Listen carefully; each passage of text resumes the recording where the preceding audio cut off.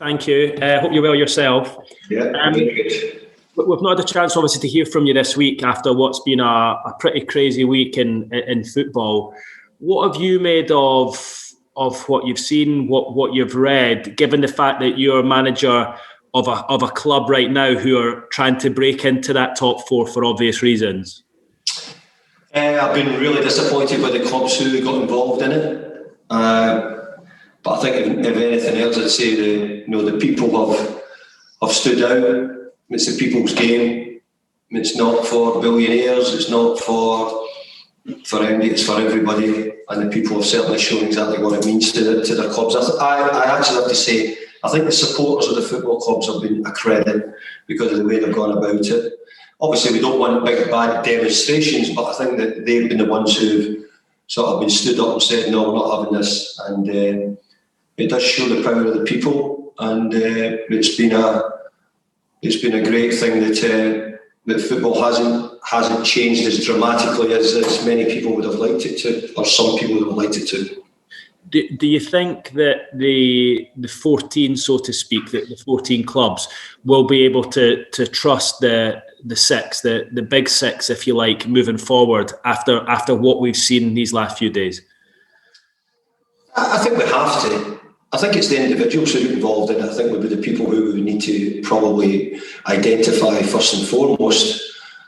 But I think the other side of it, Keith, is we have to understand is, the media included are putting this as well as football. Football isn't getting an awful lot of money about, and we continually read or hear about transfers, fees, how much money clubs are going to spend, what we're going to do in the January transfer window, the summer transfer window. When the truth is, the clubs don't have the money. So there is lots of other sides to it as well, which I understand, and I'd like to know more about it. So there's a lot of football clubs, I'm not using the word bust, but there's a lot of football clubs who are skint at this moment in time, and maybe that's the reason why they thought about it. So I think there's a lot of corrections need to be put right in football. And but you know what I thought, Keith, if ever there was going to be a time we could have fixed football, it was during the pandemic, when there was a chance for the football clubs to get together and say, we're going to stop overspending, we're going to stop giving too much wages, we're going to stop paying agents too much money, we're going to try and make sure that the lower league clubs are looked after as well as we can possibly do so. But it looks like we've actually done the opposite, or certain groups of people have tried to do the opposite. So I hope we try and get back to the basics and remember it's a club for the people. It's a sport for the people, and not for just certain ones. And there was an interesting line as well from Patrick Bamford post-match against Liverpool the other night when he alluded to racism and the issues we're all facing at the moment. And he said that it's amazing the amount of opera we've seen this week in the game when somebody's pockets are being hurt. And I think he was obviously alluding to the hierarchy, if you like, and the fact that they were going to be hitting the pocket from this. And he said it's a shame it's not the same with issues like racism. Is that something that you agree with? Do you have any thoughts on that? 100% agree. I actually think it's really good that Patrick Bamford, at a time when probably everybody's focus has gone on to this Super League, has actually had get the credit to come out and say, that look, there's other issues going about as well. So for me, it just makes me think of the good work what the football players are doing at the moment. Patrick Bamford's brought this up. Look what Marcus Rashford has done with the government and changing on the sort of the food situation for the kids. So the amount of good work that's getting done by footballers who quite often go away and get criticised for different things.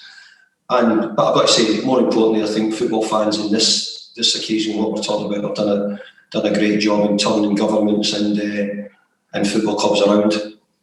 Thanks, David. Thanks, Steve. Anita? Morning, David. How are you? Hi, Anita. How are you doing?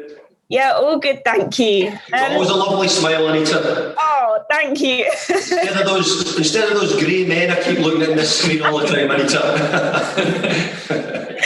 David, can we start with some team news, please? We're very much the same as where we were last week. We've got one or two getting close to fitness. I'm not sure they'll make it or not, but I'm hoping that maybe we can get somebody back. But I couldn't be convinced by that. Okay, so just want to double check a few things. Jesse Lingard's fine, right? Nothing serious, because I know he came off against Newcastle. Yeah, he had a bit of cramp, which we thought at the time we didn't see it being too big a problem. So, and Jesse's fine, yes. And are you still hopeful that Mikel Antonio may be able to contribute before the end of the season? Yeah, I'm more than hopeful. We've got to hope that somewhere along the line we can get Mickey and Declan and Aaron Cresswell and Arthur and all those ones back in amongst it. So, because they've been important players for us throughout the year, so we're aware that if we can get them back, it will help us. I actually wanted to ask you about Aaron Cresswell rather, because I know he was a bit of a doubt last time out. Is he in contention to start tomorrow, do you think? He's getting closer, I'd put it that way, Anita. So we'll monitor it and maybe see how he feels by tomorrow and see what we think. So after those two big results that you had against Wolves and then Leicester, I wonder what's the morale been like amongst the players after Saturday's result? Absolutely fantastic. The character the players showed to come back from 2 down to 10 men was brilliant. And we said at the time, there's no drama. We move on. We've had brilliant results. We're going to keep it going. Undoubtedly, we're in the mix now, Anita, right to the end. We're in the mix, certainly, for some form of European football right to the end. Whether it's the big one, I don't know, but we're going to try and make sure that we're close. And look, we've got a couple of difficult games coming up, a few injuries like everybody else, but undoubtedly I can see us right going to the last game of the season with something to play for. I'm sure all the West Ham fans are hoping that it is the big one. In terms of this game, so it's Chelsea. Last season, you beat them 3-2, and that played a huge role in your staying up. Now it's 5th against 4th. Can you believe just how far your team has come in such little time? I'd probably say no, I can't believe it sometimes, but I have to say it's true, and we've earned it. It wasn't as if we've just done it for 2 months of the season. Nearly throughout the season, where points per game have been really consistent. We've kept our standards high. We've had a level of play which has been very good. So I don't see why we shouldn't. We've got to keep it going down for 6 more games. So that's why I think that we'll be in the mix. I don't know what that actually means, but I think that we're giving ourselves a real chance. And look, the players have been great. We just need them to hang in there and see if we can get a couple of those boys back quite quickly. And finally, for me, what do you make of the job that Thomas Tuchel has done since joining Chelsea back in January? He has done unbelievably well. But I have to say, I thought Frank Lampard had got together a really good squad of players. I think Frank Lampard was on the verge as well. And sometimes when you're a young manager, you need to be given that opportunity just to get a little bit longer to get really into it. So I think Frank's been a little bit unlucky. But I have to say that I think Thomas Tuchel's come in and showed the experience. He's a very experienced manager. To manage Dortmund, to manage PSG, you have to have certainly very good qualities if you're managing at that level. And he's shown it at the moment with Chelsea. But I do think that Chelsea have arguably got the strongest squad in the Premier League. So I don't think it would be a surprise to anybody that they're doing so well. Great, thank you. Good luck tomorrow. Thank you. Thanks, Nita. Emma Jones, BBC. Hello, David. I won't put my smiling face up, don't worry. You're talking about how strong the Chelsea squad is. Is it quite frustrating that you don't have a fully fit squad in order to face them, or is it part of management that you have to deal with those challenges? Part of the job. We've seen it near enough from the start of the season. We've seen all sorts of teams have injuries, so the job is to try and get on with it. And to be fair, we've done pretty well at the moment, Emma, without a few of our players. We've had some really good results recently.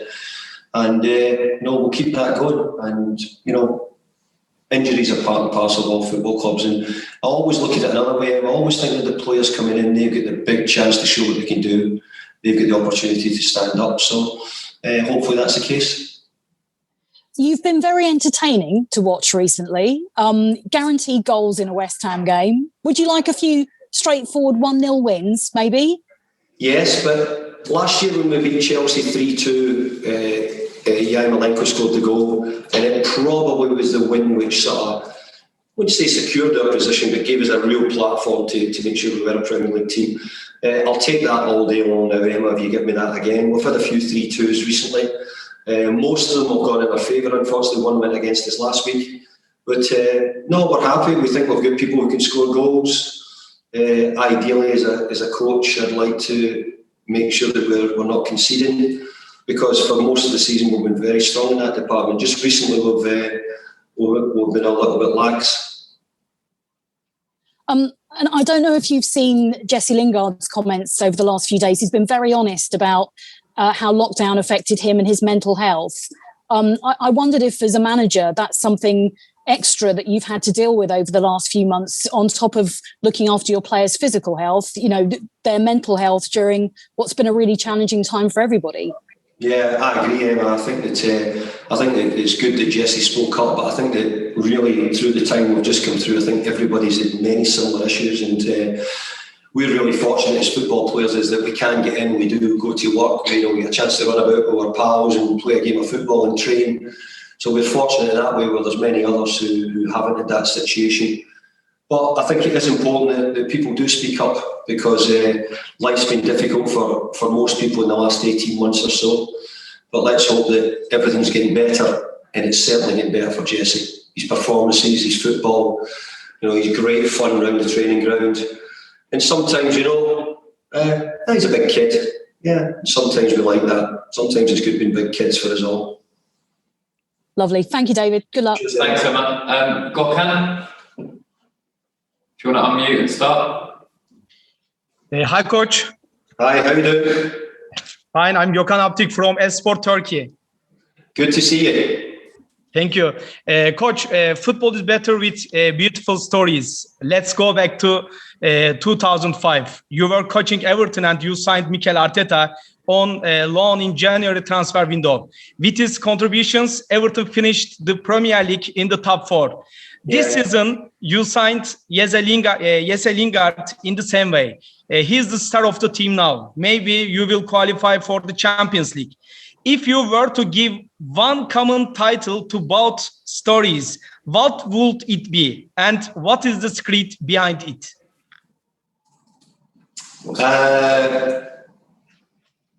I'm trying to think of a good answer for you, because you've called me all this way from Turkey.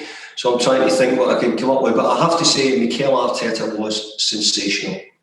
His ability, I brought him on loan, like we've done with Jesse also. Mikel helped transform the style, a lot of how we played.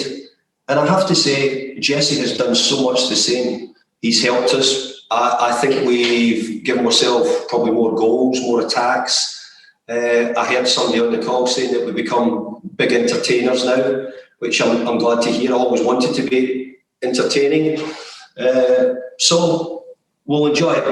But yeah, Jesse's still to prove that he can get me to the Champions League. So the challenge for Jesse is to score more goals, play well, and see if he can get me to the Champions League. Mikel Arteta done that, and I thank him for that at that time. But I have to say, Gökhan, I had 11 years at Everton, qualified once for the Champions League. We were always in and around European football most years. If we can keep Jesse and we can qualify for the Champions League and be in and around Europe for the next 8 or 10 years, I think it would be good for West Ham, because it would show that we're going in the right direction and making some good progress. Thank you very much, Coach. Thank you. Thanks, Gökhan. Cameras off, please. Jack, do you want to kick us off the written, please?